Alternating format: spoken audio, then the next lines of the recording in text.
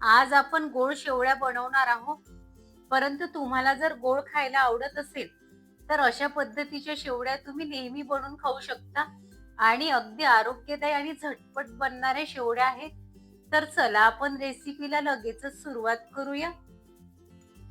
गोड शेवळ्या बनवण्यासाठी इथे मी हे जवळ एक असं पातेलं आहे. या पातेल्याभर अशा शेवळ्या घेतलेल्या आहेत. पॅन गॅसवर गरम करायला ठेवला होता. त्यामध्ये 2 चमचा असं तूप टाकून घ्यायचं. तूप चांगलं कडकडीत गरम झालं की लगेचच आपण त्या शेवड्या घेतल्या होत्या त्या घ्यायच्या शेवड्या आणि या तुपावर अशा मंद गॅसवर भाजून घ्यायच्या. ह्या शेवड्या आपल्याला हलक्या अशा सोनेरी रंगाच्या होईपर्यंत आपल्याला अशा भाजून घ्यायच्या आहेत. मंद गॅसवर भाजून घ्यायच्या शेवड्या आपल्याला. शेवड्या भाजता भाजताच त्यामध्ये आपल्याला ड्रायफ्रूट टाकून घ्यायचे. तुमच्या आवडीनुसार ड्रायफ्रूट टाकून घ्यायचे आहेत. मी इथे काजू आणि बदामचे असे तुकडे करून घेतलेले आहेत, ते टाकून घेतले. घरगुती शेवड्यांचाच वापर केलेला आहे मी व्हिडिओमध्ये आणि बघा थोडासा असा रंग बदलत चाललेला आहे शेवड्यांचा. शेवड्या बऱ्यापैकी बघा अशा प्रकारे अशा आपल्याला सोनेरी रंगाच्या होईपर्यंत अशा आपल्याला भाजून घ्यायच्या. अगदी जास्तही सोनेरी करून घ्यायच्या नाही. जास्त जर भाजून घेतल्या तर शेवड्याला चव अशी चांगली येणार नाही. आता लगेचच शेवड्या आपल्याला एका दुसऱ्या पातेल्यामध्ये आपल्याला काढून घ्यायच्या आहेत. ज्या पातेल्याने आपण शेवड्या घेतल्या होत्या त्याच पातेल्याभर आपल्याला पाणी घ्यायचं आहे.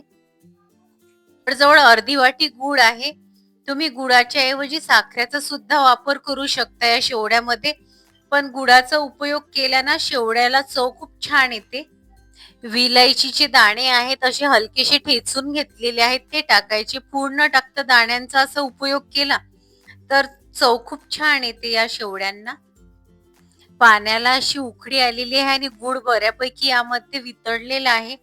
आता लगेचच अशा उकळत्या या गुळाच्या पाण्यामध्ये ज्या शेवड्या आपण भाजून ठेवल्या होत्या त्या टाकून घ्यायच्या.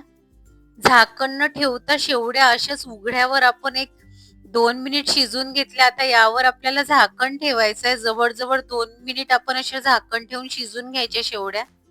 जवळ 3 मिनिटानंतर शेवड्यावरील झाकण काढल्यानंतर शेवड्या अगदी मस्त अशा शिजलेल्या आहेत. शेवड्यांमध्ये पाणीही राहिलेलं नाही आहे जास्त आणि रंगही काय सुरेख आलेला आहे. शेवड्यांचा वास सर्व घरामध्ये असा दरवळत आहे. अगदी अशा फळफळ शेवड्या तयार झालेल्या आहेत. दाना वेगळा दिसत आहे शेवड्यांचा. घरभर पूर्ण सुवास सुटलेला आहे.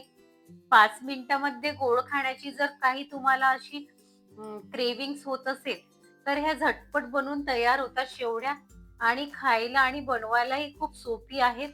तुम्हाला जर शेवड्या आवडत असतील अशा गोड शेवड्या तर नक्की करून बघा.